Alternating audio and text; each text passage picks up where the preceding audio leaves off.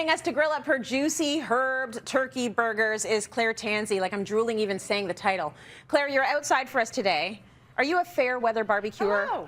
Or are you a year-round trooper? I kind of am a fair weather barbecuer. I find if it's too cold, then the barbecue is like ineffective. So yeah, I wait till the warm weather. I'm not gonna lie. Nothing wrong with that. Now, you know I love a burger, and turkey is very big in our house. So let me tell everyone what they're gonna need to make these burgers. You need some onions, panko breadcrumbs, some Dijon mustard, some Worcestershire sauce, dry thyme, salt, and ground turkey. And the recipe you're going to see on screen is going to be for a big batch, but this could easily be made for a single meal, right, Claire? Oh, definitely. And I love when I'm making a single batch of these because they're delicious for a weeknight dinner. I love to do what I call a favor to my future self and just make a triple batch because they freeze like a dream. And I know that future me is going to be, I don't know, out of time, exasperated, not feel like cooking. And I'm going to love to be able to pull these gorgeous turkey burgers out of my freezer. Yahoo! Absolutely. Okay, so I'll get you to start with the recipe because I'm like present me and future me is already exasperated. So I like a recipe that's going to be super easy. How do we start? So, well, I have a kind of a good trick for these turkey burgers. Now, I've never really liked turkey burgers that much. I've always found they're kind of boring and kind of dry. So when I was writing this recipe, I decided to really like do a deep dive and figure out what is it that I can add that will make these turkey burgers truly juicy and delicious. And it is onion. It is an ingredient that you have in your kitchen right now. But the secret is you're not going to chop it, you're going to grate it. And when you grate the onion, what happens is, it's amazing. Truly, this is a miracle ingredient because you get amazing flavor from the onion, but no chunks of onion. No chunks of onion, because I don't know about you, Tracy, but my son, age 10, would not eat a burger that had chunks of onions in it. Am I right? They don't want chunky onion burgers. That's not what they're looking for, the kids. It's not what they want. And so when you add the grated onion here, along with a couple of other secret ingredients, you get a really flavorful and really juicy turkey burger. So I've got a ton of grated onion here. I love me some grated onion.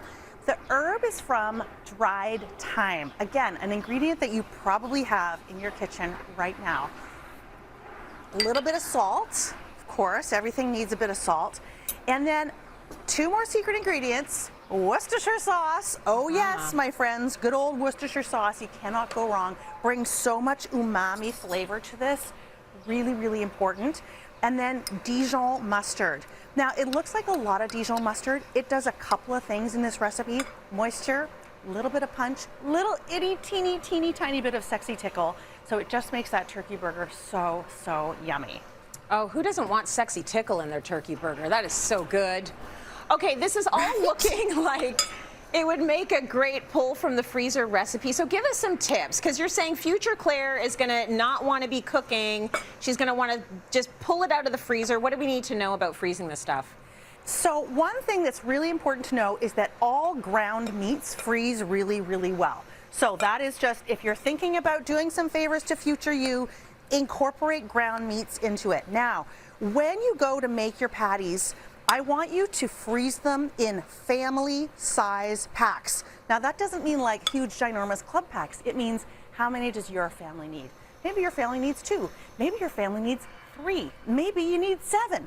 It all depends, but you want to make sure that they are in the size of pack that makes sense to your family.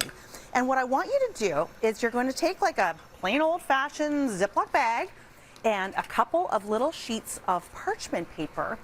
And after I form my patties, I'm going to stack them up in a little Ziploc bag, get as much air out of the bag as I possibly can. That's why I really love using bags instead of containers, because air is your enemy in the freezer. Air is what causes freezer burn, and that is what you do not want.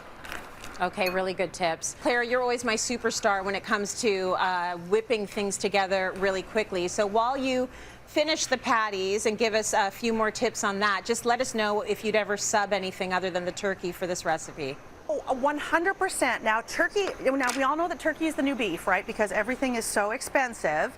And you can certainly use chicken if you find that chicken is on sale. And I always say go for the dark meat if you can find the dark meat, because it is so much more flavorful and you are going to get a lot more bang for your buck. Now, Tracy, I just want to remind everybody, you need to clean your barbecue, and the most important thing about cooking anything on the barbecue is you have got to preheat it and then grease it really well.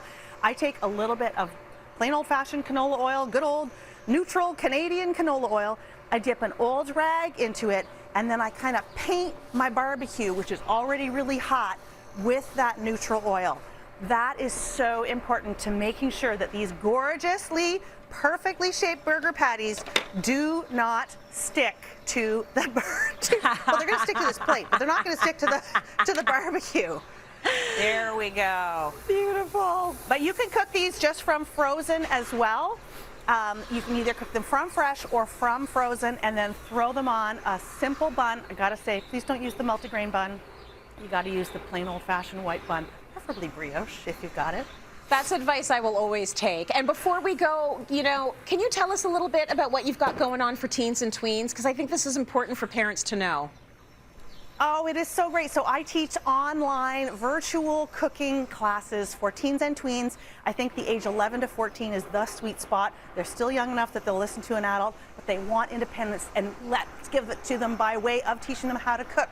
And so I teach 2 weeks of cooking camps in the summer, and I am looking for co-hosts. So co-hosts don't need any previous cooking experience. I just want someone energetic and chatty, and you can find all the information on my Instagram account @TanseyClaire. I would love to see one of your children there one day, Tracy.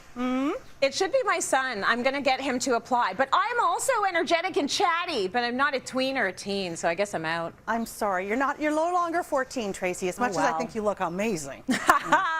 Thank you, my love. Thank you, Claire. Her recipe is, as always, up on cityline.tv.